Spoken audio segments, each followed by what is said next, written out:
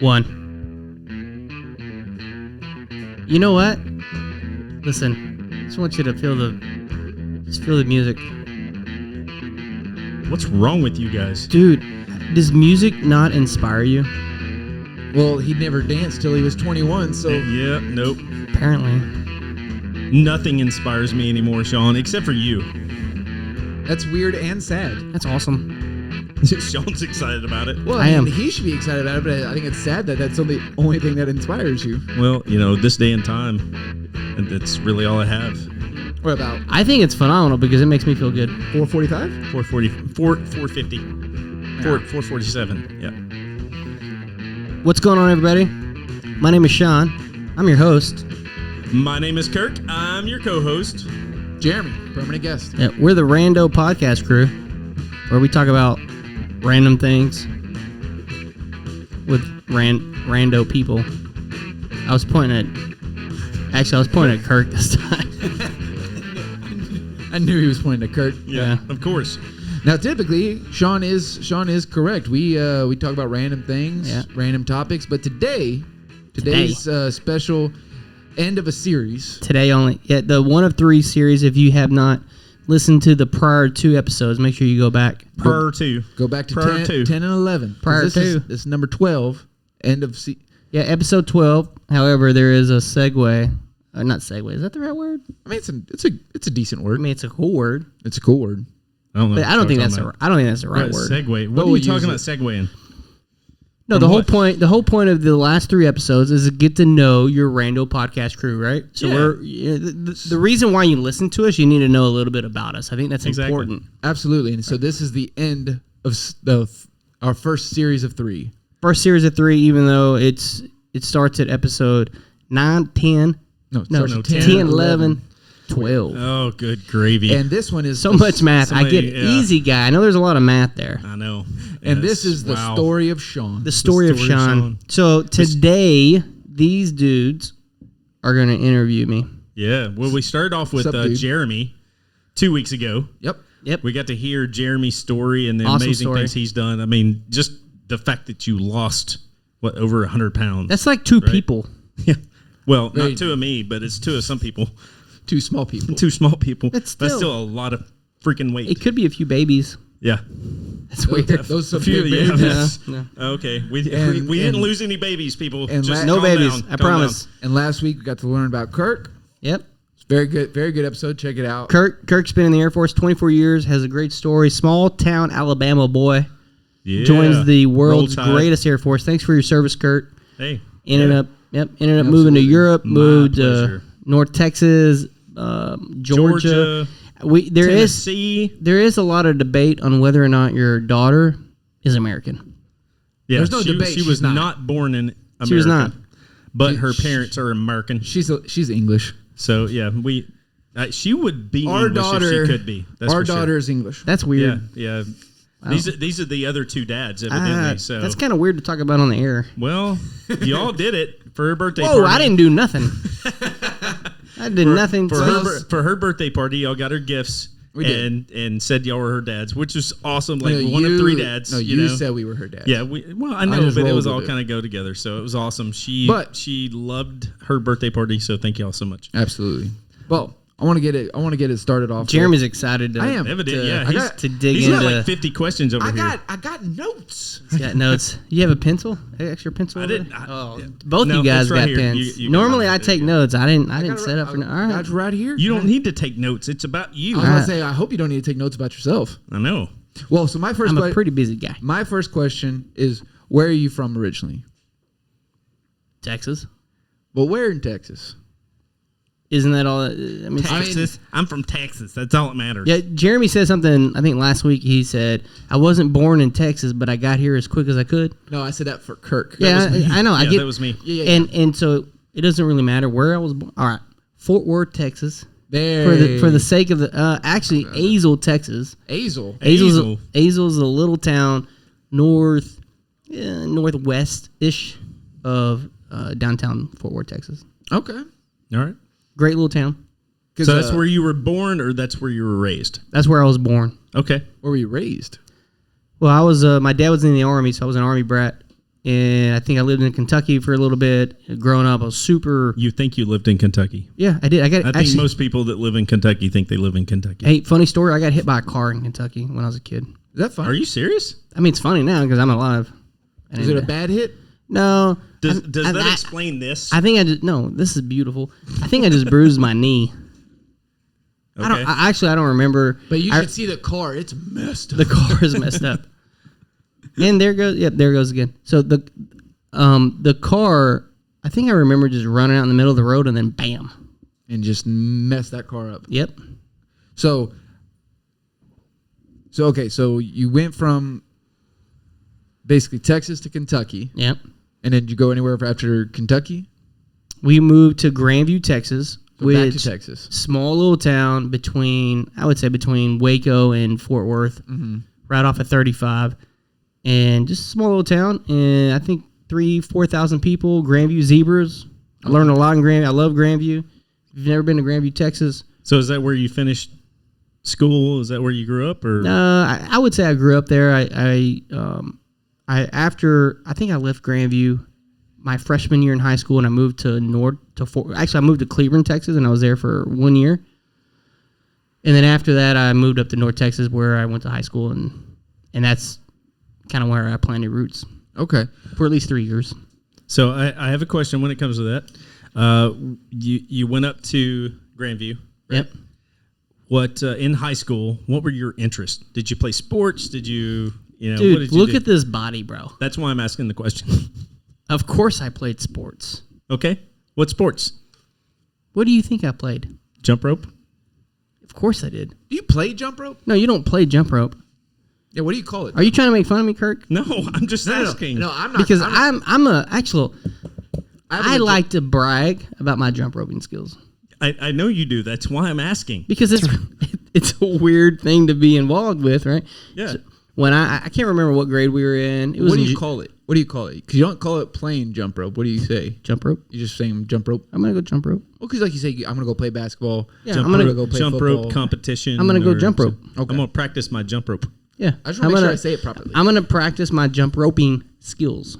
Okay. What you do? Just like you said, I'm gonna go practice my basketball skills. Yeah. Okay. Skills. Yeah. Skills. Yeah, I was a pretty good jump roper, and when I was, I think in junior high, I made the Junior Olympics for jump roping. It is a national sport, and my coach So don't now, make fun of him. It's national. I'm not. Nobody's I'm making just fun of blown me. Away. I'm just blown away. I mean, when we do workouts and we do our jump roping, You're whipping us. Your double unders are fantastic. it's effortless. Yeah, it really is. Yeah. But my coach, the crazy part is my coach, she ended up being inducted. And this is a true story. I'm Google this. It's real. She was inducted into the Jump Rope Hall of Fame. I didn't even know there was a Jump Rope Hall of Fame. And then I think it was in 2012, 13 or something, I got invited. It was the 20-year reunion of the name of the team. The team was called the ZZ Skippers. And they invited me to come. Kirk, I wish you all had really long beards. David, did you know this? Yeah. Anyway. I wish you had really long beards. I wish I did. But I got invited to come back. Skippers. And I think there was only a few of us that started the group. And so they had me come back, and I was a guest speaker, and I was up there just talking mad smack to their number one jump roper, and he ended up challenging me to a competition at the banquet. And how'd that go? He whooped me. I mean, it was crazy, but he was phenomenal. It's that was probably one of the best experiences I had growing up. It's a skill that I've been able to carry on, and I'm proud of it. That's awesome. How do you like that? What other sports did you partake in? We don't want to focus just on the jump rope. What else did you do? Basketball, football. I mean, I was kind of a smaller guy, so football I was easy to hit and fall over. Halfback?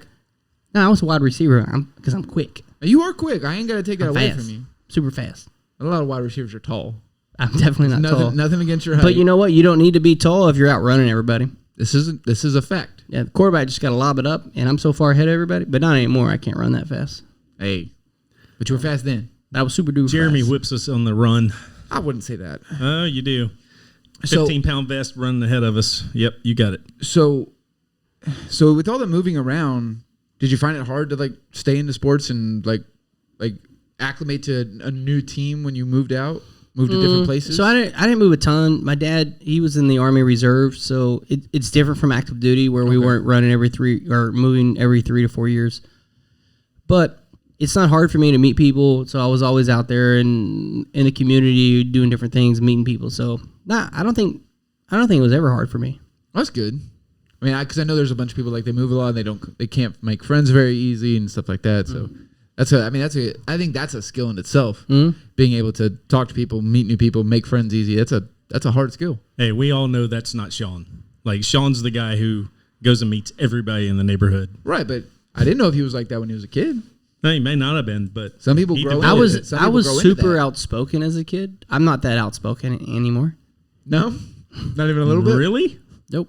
Not outspoken. Can you imagine if he was more outspoken when he was a kid? Oh my and goodness. what that kid was like? Oh man. What was kid Sean like? Like kid Sean like he was. Let's say between the ages of 10 to 14. Oh man, he was a confused little dude. I think he was a little aggressive. Aggressive how?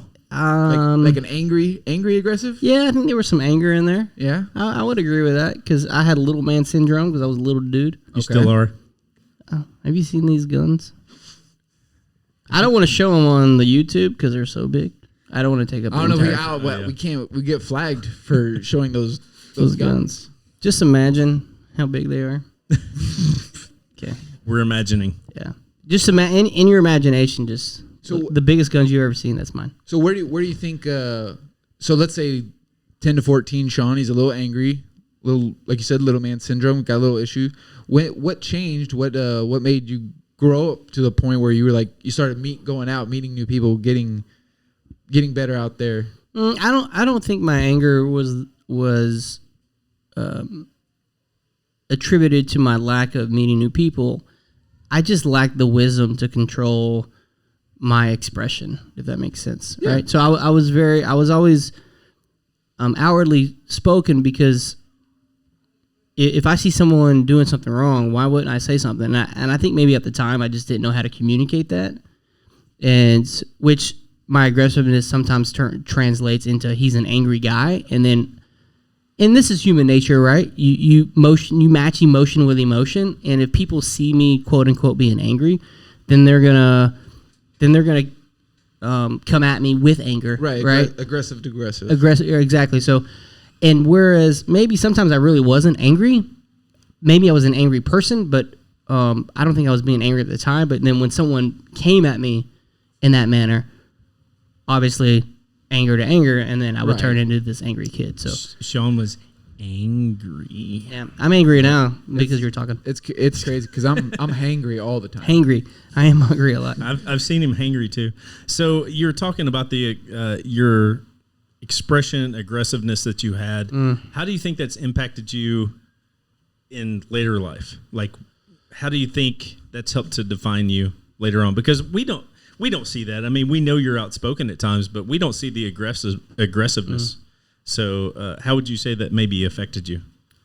So that's a good question, right? I don't necessarily say it affected me in a certain way. I think anger is important, right? There are times, and what I lacked as a young teenager is when to use the anger in the way that it needed to be used. So nobody's gonna know that they're out of place or wrong without someone else being angry toward them. And anger doesn't need to be mean, right? Just because someone's angry doesn't mean that they're being mean. That just means you're upset. What I lacked was the ability to say, all right, Sean, you're upset. You need to chill. It's okay to be upset. Like, that's human nature. But what I lacked was the ability to express myself in a professional way, to disagree with someone without putting them down. And I think a lot of people, they get angry and they feel like they have to put someone else down because they don't know how to control all the emotion that's going on. Right. I don't do that. No, makes sense. I think that's great. Where do you think in life you found the change to take the anger into more, like you said, more of a business aspect where you're able to come at somebody not anger, but more passion Lots and lots and lots and lots of feedback. from multiple. Lots of trial and error. Just like how do you, a professional basketball player, how do they become the best 3-point shooter in the world? They shoot a lot of 3-pointers. You know, I'm a very emotional person. I'm a very aggressive person. And it was like Sean, one of my best friends, he lives up in New York. And I remember when we lived in Europe, we went out one night and I don't remember why I got upset, but I was pretty upset. I mean, it was pretty bad, and I said some words, and I probably did some things that I probably shouldn't have done. And the next day, he was like, "Dude, I don't think we can be friends anymore." I mean, that was like a wow, yeah, that's painful. Yeah, because I respected him. He was my friend. He really, I mean, I didn't know a ton of people. I hadn't been there that long, but I respected him, and he pretty much said, "Dude, this is not how this works. I'm out." And I remember, and I'll never forget that moment. So I think it's about awareness. Yeah. Right? It's all about being aware. It's okay to have issues and problems and not being the best at something. But if you're aware of this situation, I think that, because what a lot of people say, you know, the first thing to do about a problem is to identify the problem. Mm-hmm. And a lot of the times it comes from the people closest to you to help you identify that problem. It's not fun. It's never fun, ever. Especially when you feel like you're always right. Absolutely. I know what that feels like. Yeah. I'm always right. Like, do you know what that feels like? I do. Kirk. Because how many people I'm tell you always you're right? Yeah, like always. Hey, Kirk, did you know that it's not sunny in here? That what? Nothing. He knows his future's bright. Y'all got on to me. That's for why not he wearing wears them. sunglasses at night.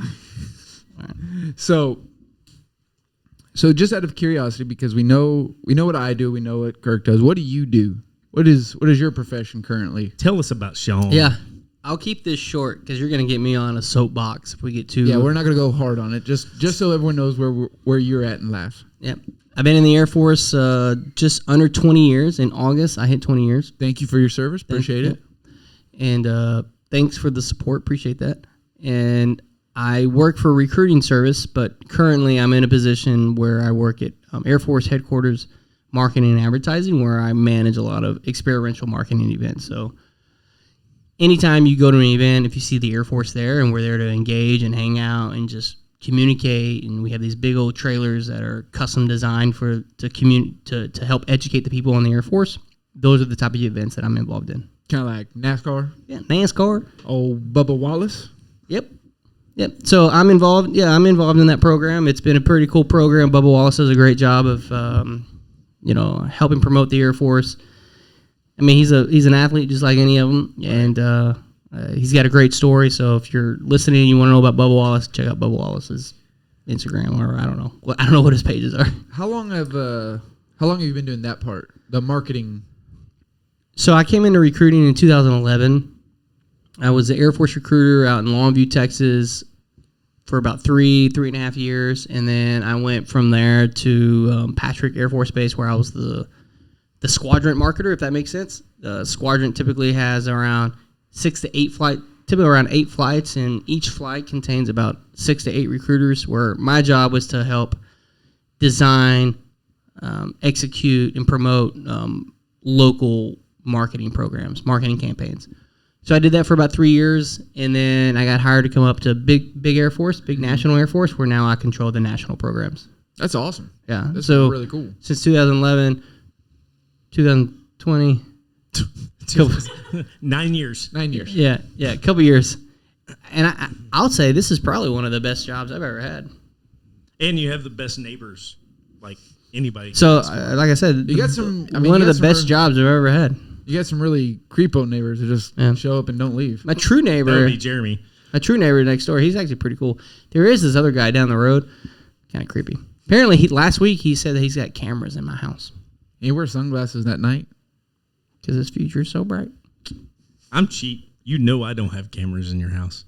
So, with the marketing aspect of your job, I don't know. There's something about you that I've known, and I know Kirk knows about it, but you're really into the entrepreneurship aspect of a lot of things. Do you think that came from being in the marketing aspect of the Air Force, or do you think you had that and the Air Force All Next what kind of drew you into what you're in the Air Force now, or what you're doing in the Air Force rather? So when I was a kid, living in Grandview, Texas, I can't remember how old I was. It had to been before junior high. I created a company a lawnmower company, right? Quote unquote company, right? Three, grade school kids driving around the neighborhood or the little town of Grandview, Texas, of 3,000 people cutting people's yards. I did that, and then the whole jump roping thing, right? There was a couple of competitions to help raise money.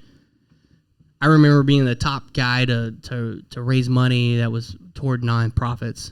And then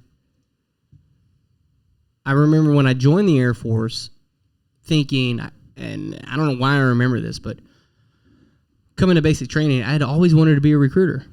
Mm-hmm. But I knew nothing about the Air Force at the time. All I knew was I'm joining, and I knew it was going to be good for me. I didn't know why it was going to be good for me. So to answer your question, I don't think that the Air Force has turned me into an entrepreneur. I think most entrepreneurs know they're entrepreneurs inside. There's a drive inside, and sometimes they can't figure it out. Why am I not happy here? Why am I not excelling? And how come I'm not successful? And you get tons of ideas. You've got all these ideas, and almost it becomes, a little stressful, right? Because you're like, am I crazy, right? You've got this drive, you got this ambition, you got this passion inside, and you just can't really figure it out. Trying to figure a way to get it out. To get it out, right? And it wasn't until I became an Air Force recruiter and my wife and I decided to join a company called ID Life. It's a network marketing company, and we all have our opinions on those companies, but I think we learned in that company how to be self-confident in an idea, right? What's great about a network marketing company, if you're interested in entrepreneurship or you're interested in doing it, it actually teaches you a lot of valuable skills. It kind of handles a lot of the back work that a lot of people don't take into account, right? Your marketing, your advertising, the product display, packaging, shipping, all those things that come in with owning a business. A network marketing company handles that for you, right? So we did ID Life, I don't know how many years, 3 or 4 years, and then we moved to Florida, and then there was, most entrepreneurs, they don't necessarily invent something new. They recognize an opportunity.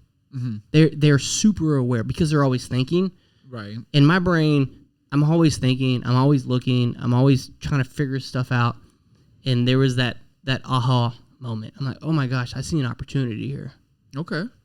And I think that's kind of what turned it into the company that we have now that my wife runs. But so I think the Air Force really prepared me to kind of, along with the marketing skills that I've learned, is to take that leap of faith to say, hey, this is, entrepreneurship is for me. Well, and to point out the fact that this podcast would not be happening if it wasn't for Sean. This was Sean's idea. He got the equipment, started running it. And next thing you know, these crazy neighbors started showing up. And we decided, he decided, hey, I want you guys on with me. So, really, this was his idea. Jeremy just showed up, hadn't left. I was like, he decided on you real quick, and then I just kind of showed up and never left. Hey, what you doing? What you doing? Hey, Sean, can I come in there and hit the record? And I did, and I keep hitting it. I know, and I love it. I mean, it wouldn't be as much fun without all three of us. I think that really makes it what it is. If it's just two of us, I think nice. it's good, but it wouldn't be as much fun as the three of us. But you know what I love, and I know you had one more question, but this is what I love about entrepreneurship is, and I know I joke around, right? And when I say, well, just be smarter, Kirk, just be stronger. But I try, Coach. Right? Yeah. So I learned that mentality from a CrossFit coach in Longview, Texas, and I remember him saying, well, Sean, just be stronger.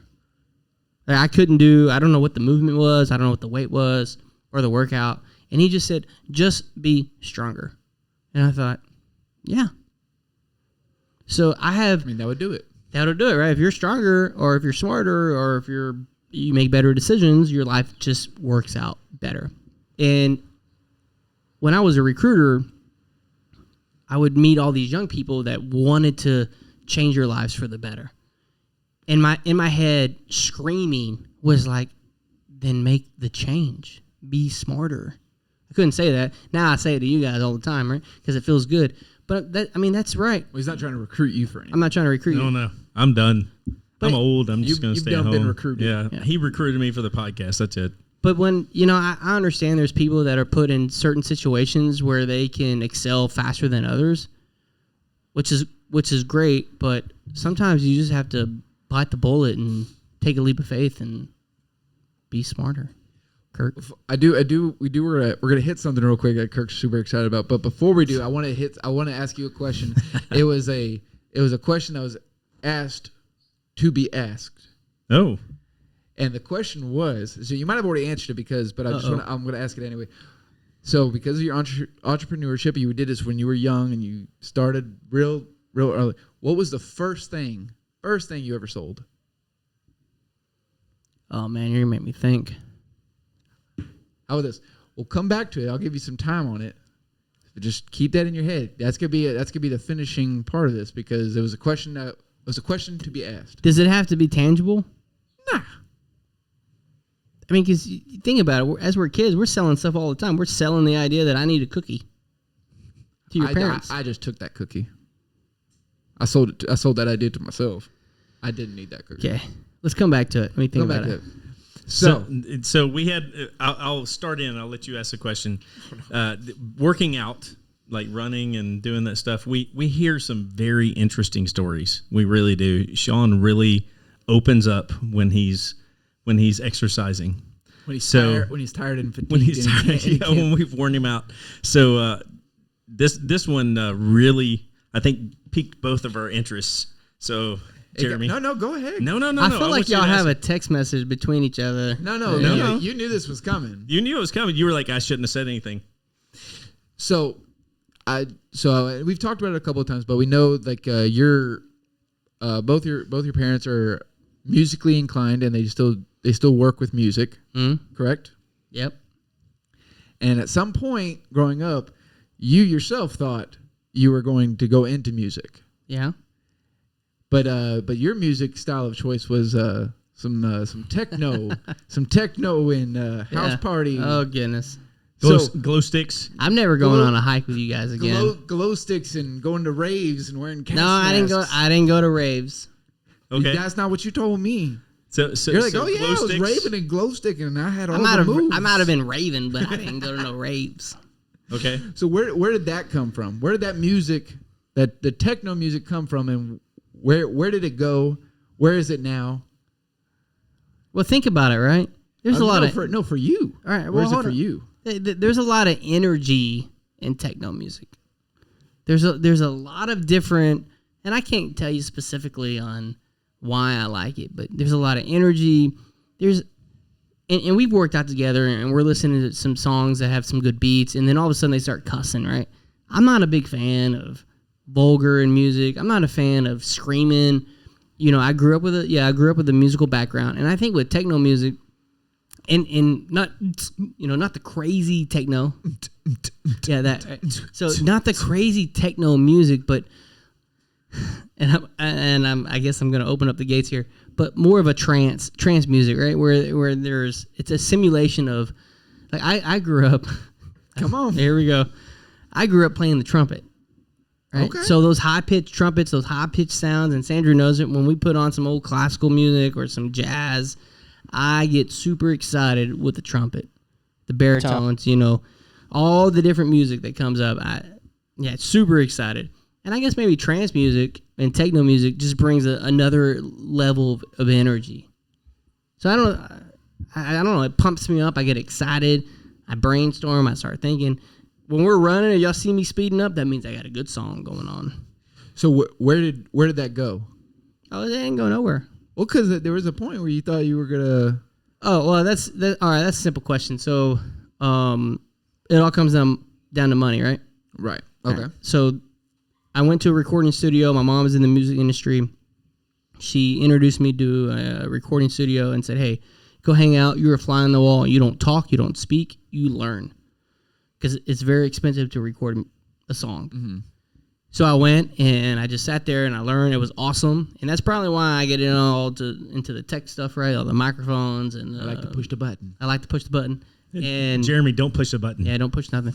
And I remember talking to, I'm not sure if he was the owner or anything, and he said, "Hey, Sean, I wanted to go to the school Full Sail that's up in Orlando, one of the best graphic designs, music engineering schools in the nation. Really expensive." And he said, "I got a stack of resumes of graduates. There's no work." Because the market, unlike any market, it was saturated. So I guess I wasn't as excited. Like, I was super excited, but I think it was more of a hobby than it was a profession because it scared me away. I mean, if you're passionate about it and you really believe you need to be in that industry, someone scaring you makes no difference. Well, right, because you could have that story could have been different, where you looked at it and the guy said, "I have a stack of resumes," and in your mind you could be like, "Well, obviously they're not good enough. Wait till you hear me." Right. And that could have. But I didn't do that. Right. So I mean that like you said, your passion, or it wasn't there. It was a hobby, not as much of a passion for you. Yeah. So I mean, scared you away, but it put you into a different direction. Well, it actually didn't necessarily put me in a different direction. It reinforced on why I was in the Air Force. Okay. And I So think was this during the Air Force? Oh yeah. It was after, pretty close to my first enlistment, where I almost got out to go to Full Sail, and I think I remember I joined knowing that I was going to be in the Air Force for 20-something years. Like it was something that I was just. You knew that was career. I knew that was career. America. America. So maybe it was America. So maybe it was me just kind of arguing with myself, and I wasn't happy at the time. After 6 years, I'm trying to think where I was.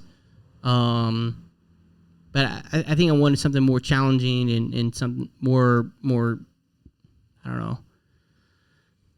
Just something more. Something more. And that at that particular time, techno wasn't it.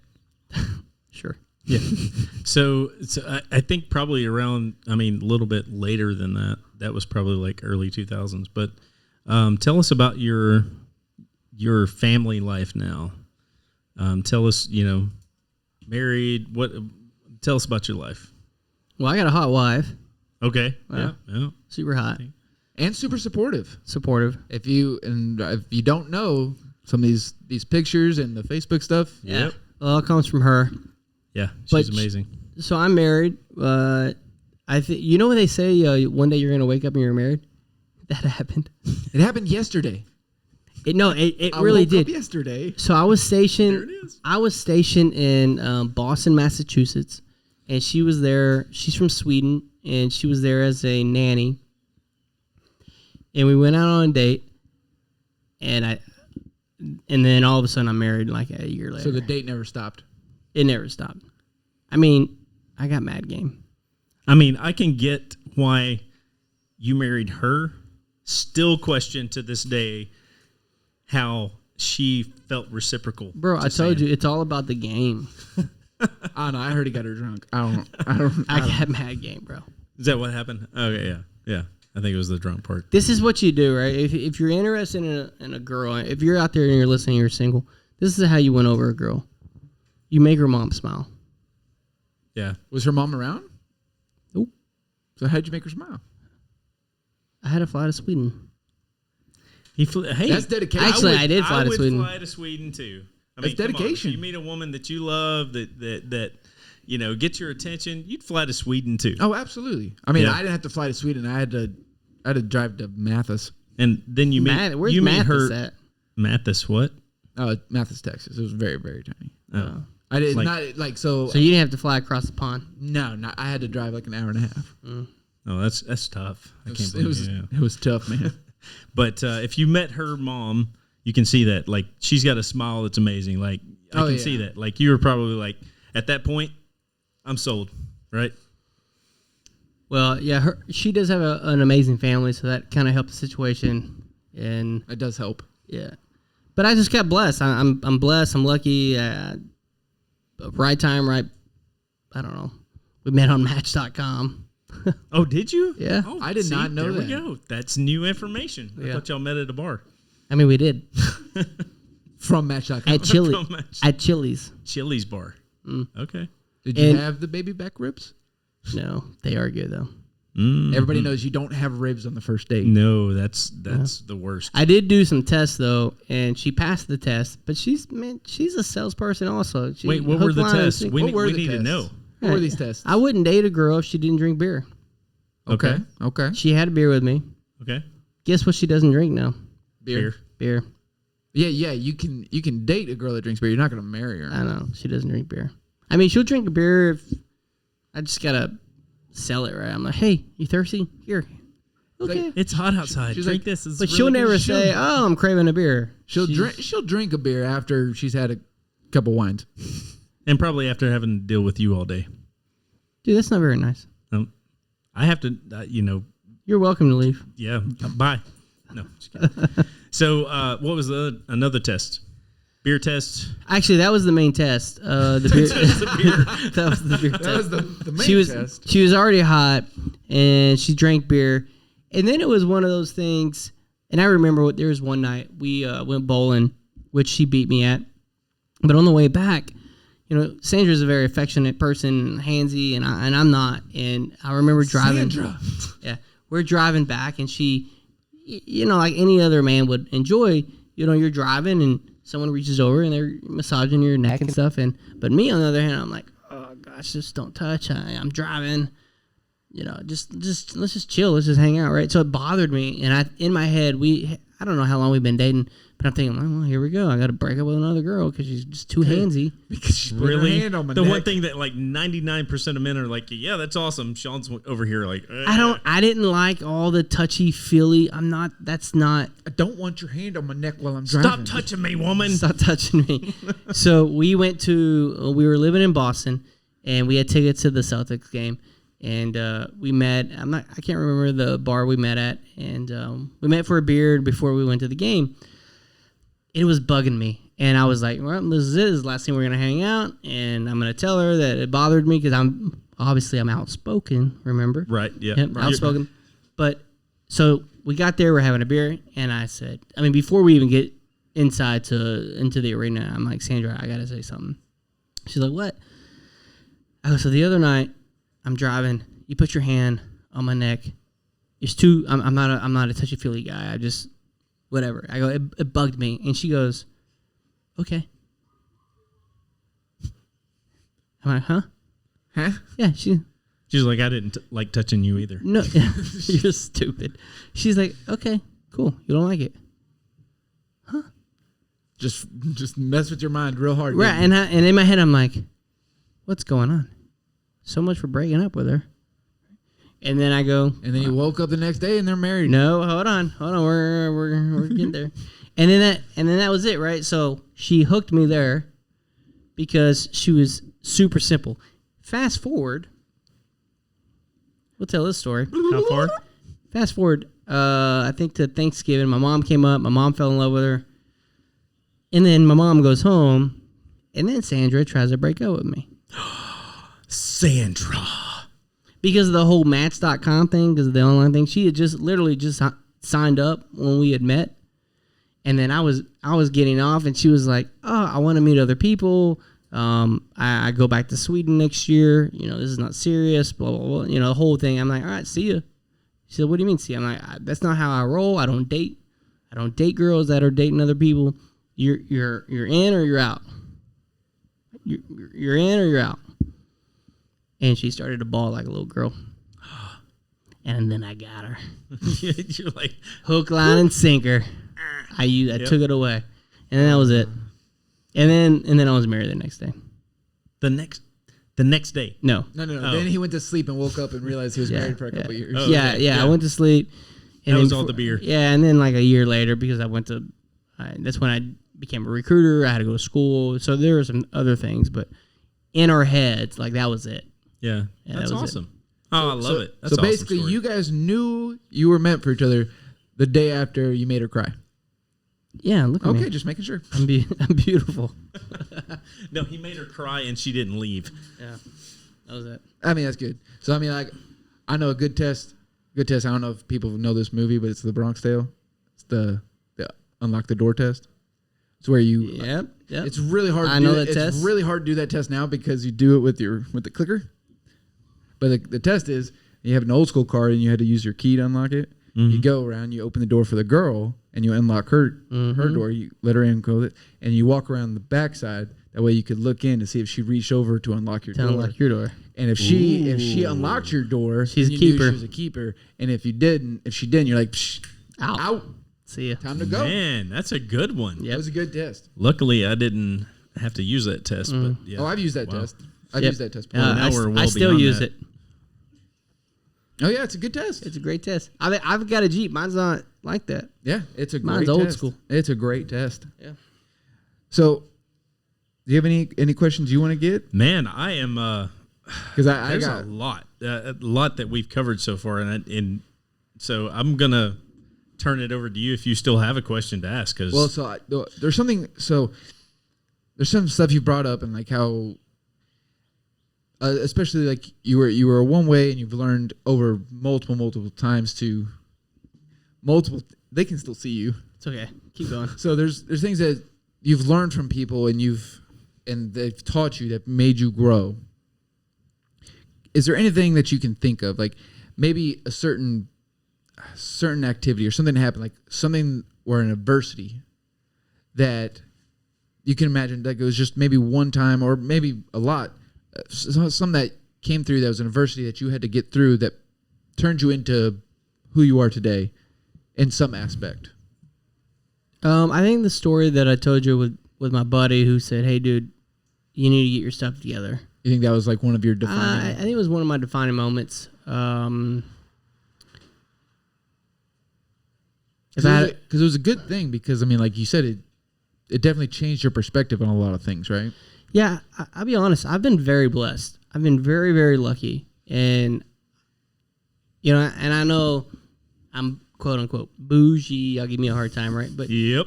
But you like the finer things in life. I do like the finer things in life, but I've been very lucky to be in the right place at the right time, and the people that I've met have been phenomenal. So I've been very blessed to meet people that have encouraged me and teach me how to be a good human. Right? I'm not a big money maker. Am I? Do I want to be a big money maker? Yes, but I've never been in the opportunity. What's the words? Opportunistic. Yeah, I mean, I'm driven. Obviously, Yeah. I'm driven to do things, but I'm not driven because I want to make a lot of money. That's not what drives me. So I'm driven because I want to make my life better. I want to make my friends' life. If I could write a check for every single person's house on our neighborhood, I would do it. I mean, that's important to me. Don't forget about me. Except for Kirk. Except for Kirk, because he raised his hand. Because he has been there and helped you out. Yeah, come to pick you up picked me because up you didn't once. want to ride your bicycle. Yeah. But I don't think there's one defining moment that said, "Hey, I need to change my ways." I think there's been multiple moments of "Hey, Sean, you need to change your ways," and I can't put my finger on specific ones, but with my buddy in Germany, and I'm going through the Rolodex in my head, Right? And I can't think of anything specific. Well, how about this? You said you're blessed. You've been in a lot of good situations, the right situations at the right time. Outside of meeting your wife,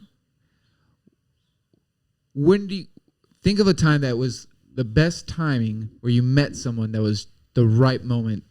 Like it was the right time, right place, and you met someone that changed something about you, made you better, made you want to be better or something like that outside of your wife. Because that one's too easy. I can't just give you that one. Man, that's a good question, and I'm not good at that stuff. Well, just over a year ago, he met me, so I'm just saying. I mean, yeah, I met Valencia. God, it's painful. He's What did I do? He's just not going to give it to you. He's not. He's not. So here, I think I can answer the question with this. When I was younger, I would not really pay attention to my actions. And then I didn't really necessarily understand what I put the people behind those decisions through. So example, my mom, when I was 16 years old, I'm a Jeep. I love Jeeps. I've always wanted a Jeep. And I remember her saying, hey, there's a Jeep at Kroger in Keller, Texas. I need you to drive by it. And I went and looked at it. And it wasn't necessarily the Jeep that I wanted, but it was a good-looking Jeep. I was 16, right? And I can't remember how long after my brother was in town from college, and he was kind of distracting me, driving me around, and my mom was going through all these efforts behind the scenes. And I came home, and the Jeep was parked in the driveway that she had bought. She bought me a brand new car. It wasn't brand new, but brand new to me, right? And I remember sitting in my brother's car, looking at the Jeep, thinking, why? I didn't want this Jeep. I told my mom I didn't want it. And I'm looking, so I'm angry, right? That angry kid. And I remember seeing my mom on the patio, and she saw my face expression, and her heart dropped. Mm-hmm. Like, she just dropped because she was so excited to give me something. So excited to give me my first car. And when I saw her drop, I'm like, oh, I failed. I remember going in and the whole thing, right? I'm mad at you for doing that. Like, yeah, I can feel it. No one likes your opinion. So I think most people are going to agree with that opinion. So I think my mom has been probably one of my. I mean, it's hard for me to have these long conversations on the phone with her, but there's all these things that she's taught me throughout. And so I learn in hindsight. Mm-hmm. I learn from hindsight. It's just when I reflect back to that, and I think about, hey, Sean, always be grateful for something because you don't know the efforts that someone else took to make that a reality. Yeah. I mean, that was very, very much to that story. Yeah. I think alongside Sandra, she's probably your biggest cheerleader. Like, I see more of her responses and things to stuff that you post and say. So that's pretty awesome that you've got your mom there. That you got a strong female corner. Yeah. I do. And they talk. I mean, my mom and Sandra, they talk all the time, and sometimes my mom will call and she'll want to have these long conversations, and I can't do it. But Sandra, she loves to engage and have these 4-hour conversations. She's shaking her head. I mean, some people can do that. I can't do that. I mean, I haven't had no 4-hour conversation on the phone. No. When I was 15 and I wanted to get to know a girl. Yeah, that's different though. Yes. Working towards a goal. So you say probably your mom's probably someone that's taught you more than maybe most? I think so, because she's an entrepreneur. I think that's where I got that drive, was from my mom and my grandfather. But yeah, I would say that. Did you say there's any particularly something strong she taught you that's held with you from like maybe early on till now? I mean, there's tons. Yeah, there's tons. There's tons, hundreds, thousands. I mean, I'm not gonna lie, I'm right there with you on that. My dad passed when I was like 11, so my mom it was my mom, and y'all talk frequently, don't you? Oh yeah, I talk to her at least.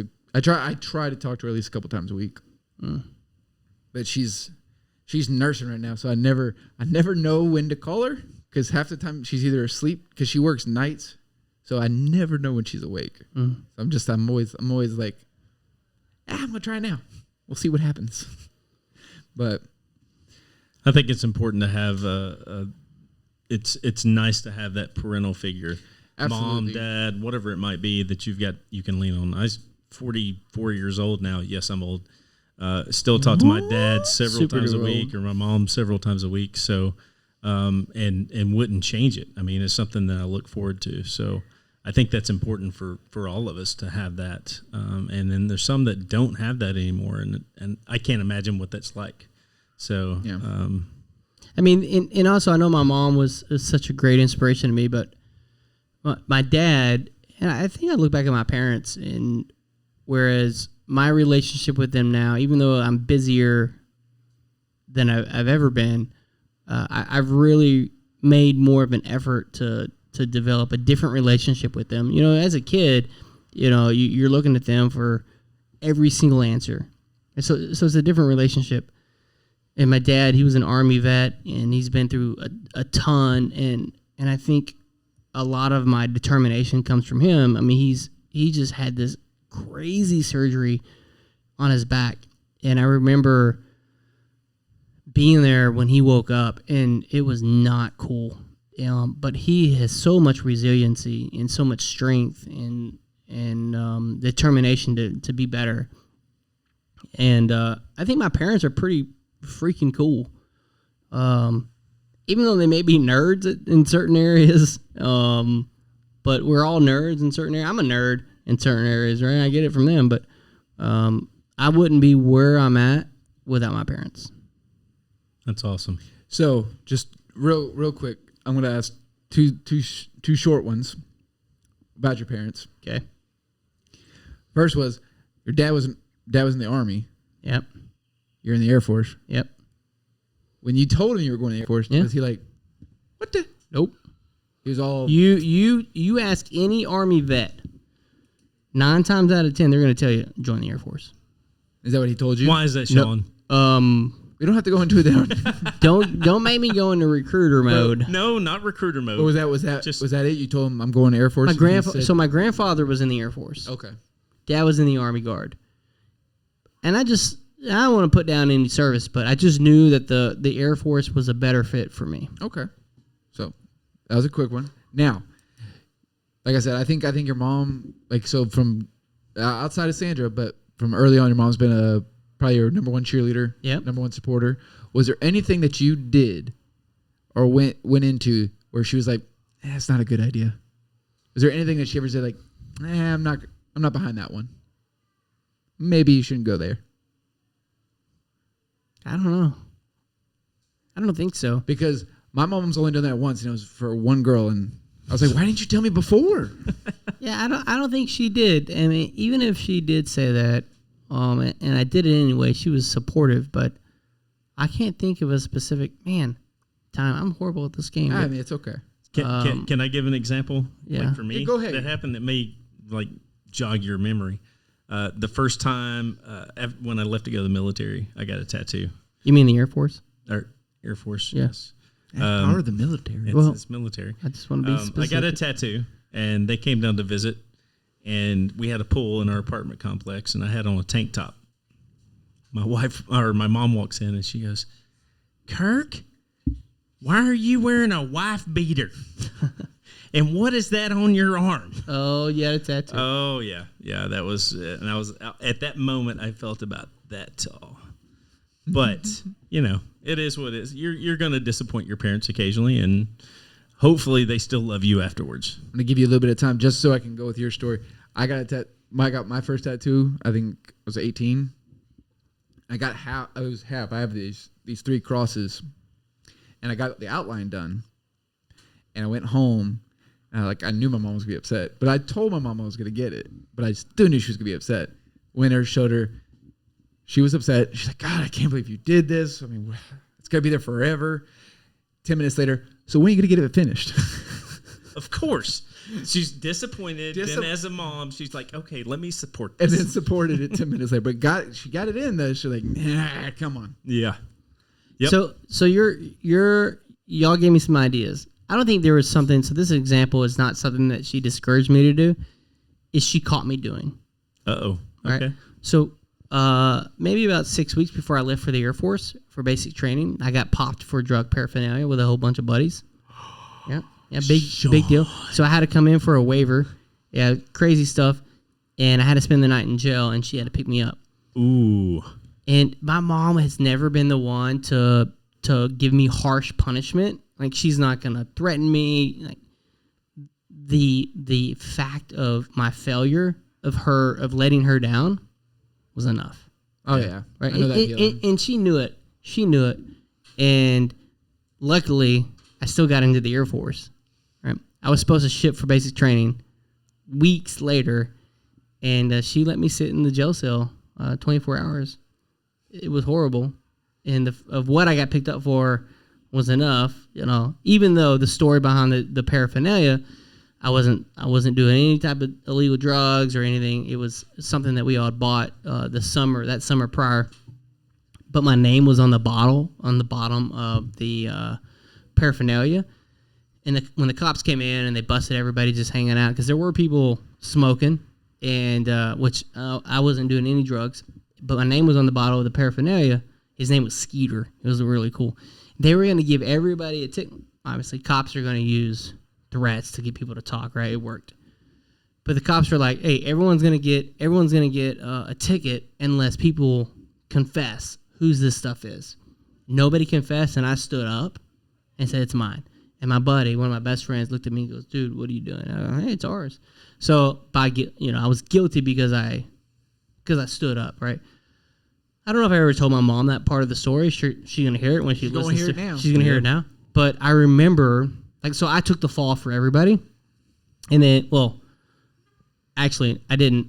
When I stood up, everyone else stood up, and they all took their part, and they all had to do a community service, and the fact that I was joining the Air Force, they kind of dismissed all the charges. But my mom picked me up the next day, and she was just like, "Why?" And that whole feeling that you let your parents down was horrible. Well, here's I'm the not thing. mad, You said I'm just disappointed. I'm disappointed. You said she left you there for 24 hours. I guarantee you that 24 hours was more difficult for her than it was for you. Yeah. I can only imagine that. Yeah. But I learned a lot. You learned a lesson. Yeah. I mean, it wasn't the last time I was in jail. Oh my gosh. Save those stories for another time. That's another day. But Sean, what was the first thing you sold? A job. Remember earlier I talked about I had my own business. Lawn mowing. That's what I thought. I thought Lawnmower. it was gonna be, And it was I sold the opportunity for someone to hire me to cut their grass. And I was good. and that's a sale. And this is the problem. I was so young, I didn't understand business leadership. I remember after my buddies would cut the grass, we had so many jobs. They would go cut, and I remember I was raking up leaves. And I remember going to Movie Connection was the name of the rental place, the movie rental place in Grandview, Texas. Hollywood Video. Yeah, and I was picking up grass with my hands, and I was like, "Guys, you messed up. Get it right. Be smarter." Be stronger. Just imagine 10-year-old Sean. Be smarter. Be smarter. What can I say? Hey, thank you for sharing your Yeah, life man, with us. that was awesome. Sean. That Thank was you. amazing. We learned a lot. You're welcome. Yeah, you got to hit some good stuff. Appreciate everyone tuning in, especially on the Facebook. Hopefully we can get the video out. The YouTube. Want to thank our the YouTube. The YouTube. Want to Yeah. thank our awesome camera lady. Thanks, Yeah, Sandra. Sandra. Special thanks. Skyline Canopies she's powered the podcast. Thanks to Skyline Canopies for taking care of us. Thank you guys. Appreciate you tuning in, and we will talk to you next week. Have a great week. Bye guys.